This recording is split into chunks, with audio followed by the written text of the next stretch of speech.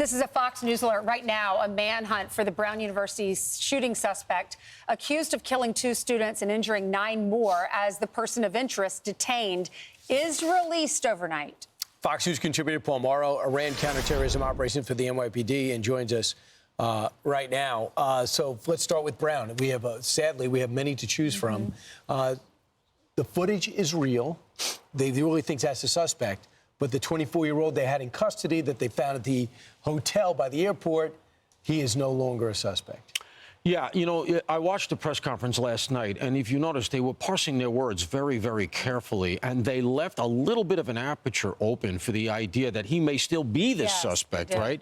So they were saying, yeah, he's still a person of interest and things like that, but we're going in a different direction. So what you have to do now, and this is tough to do in an investigation, they got to take a step back, and they got to wipe the slate clean. You can't go with your confirmation biases now because you have to, realistically, you got to start over, and you got to start from the beginning and say, motive here. How do we winnow down the process? And remember, one of the things that we've been hearing all along here, which has been sort of received wisdom, that the solve was going to come from the fact that they put out a lot of technical resources, like to do geofencing, throw a fence, essentially, an electronic fence around the area, see what phones were moving, what were in that zone. And the problem is, if the perpetrator doesn't have a phone, then you're blind again, and you got to start there, because if he doesn't, then realistically, you got to go a different route.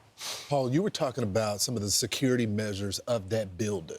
Yeah. It's apparent that this guy knew that when he was going into this building, because, I mean, this is just almost like the perfect scenario for a suspect to evade with no cameras, being able to get access to the building, right? Yeah, I mean, I think you're raising the salient points here, because even when we had supposedly had a solve and we started to get some information about the potential perpetrator, the idea was that he had come all the way across country and had selected Brown.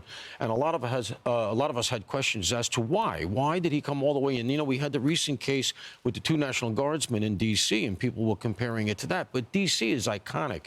You understand why somebody would go there. Why Brown University?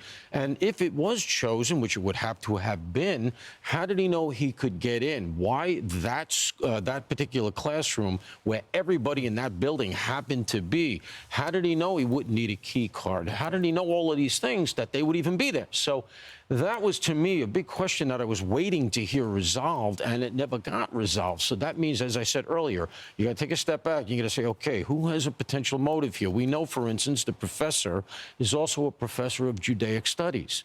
Now, you got to, in light of everything that's gone on, you have 2 soldiers dead, actually 3 dead in Syria. You have everything that just happened in Australia.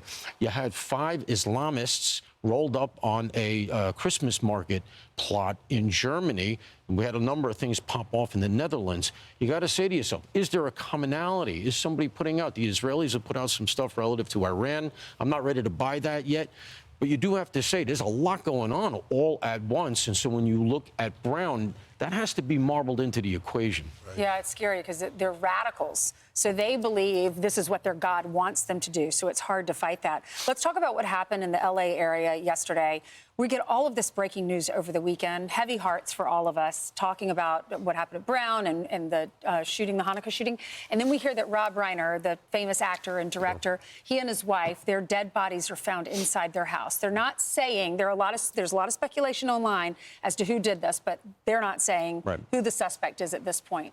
But the family is confirming that the 2 bodies were Rob and his wife, Michelle. They say it is with profound sorrow that we announce the tragic passing of Michelle and Rob Reiner. We are heartbroken by this sudden loss, and we ask for privacy during this unbelievably difficult time. One article I read last night said that Billy Crystal went to the house. He came out. He was in tears. And then Larry David also was there and walked out of the house. So I'm sure they know the details. We just don't know everything yet. Yeah, and, you know, there's some sort of narratives developing around this, as in, why did they give that press conference last night? They didn't give us any information. No, they didn't. And I get that. But, you know, let's be clear on something. First of all, if you go out and you say already, right in the initial first blush of discovery, we're looking at a particular person, we're looking at a particular family member, we're looking for that person, then the argument becomes later, you were laser focused on one person, it becomes potentially part of a defense. This is the difference difference between the mayor talking to the media and the cop who's experienced talking to the media. Because the cop came out and he was very, very cautious, whereas the mayor and apparently Governor Newsom as well were a little bit less cautious. You want to be a little bit more circumspect. You want to get everybody on the same page. One of the things we did here in New York all the time, when we had big counterterrorism cases that we were going to be putting out information, made sure ahead of time all aspects of the government that we're going to be talking was synchronized. It doesn't surprise you at all that there's all this talk about who did it, and they're not even mentioning. They'll say a person of interest in Brown, but they won't say a person of interest, family member in L.A. Like, why is that? I mean, look, there's no standard protocol for all of these things. The cop probably could have said out in L.A., yeah, we have a potential, we have a lead that we're running down, sure. And, you know, the media is doing that already. But let's remember something. If, in fact, the situation in Brown washes out and the 24-year-old had nothing to do with it, somebody who really felt it was done, leaked the name, caused this kid all kinds of grief who may be completely innocent, you don't want that kind of a scenario. And as I said, if you start putting things out like, yeah, we have somebody we're looking at, later on they're going to say, well, who else did you look at? You didn't look at anybody. You just looked at my client. We all know probably the way this is going to go. But that said, it doesn't hurt you to be cautious. I know as the public, we want information. These high-profile cases, we're very embedded as the public in these investigations, which is unusual. Generally, in an investigation, you follow a lot of blind alleys. The public just doesn't hear about it, and that's the difference. Less is more. That's the problem with having a press conference, though, when you don't give any information. It's very, very frustrating. Yeah, it's a continuum. I know they want to get out there in front of it, but they wouldn't even say it was Rob Reiner and his wife. The family had to release that statement. Yeah, at that point, it really did seem to be a fait accompli. Yes. Ages matched and everything else. He could have said that. I agree. Thanks, Paul. Thank you, Paul. Thank you. I'm Steve Ducey. I'm Brian Kilmeade. And I'm Ainsley Earhart. And click here to subscribe to the Fox News YouTube page to catch our hottest interviews and most compelling analysis.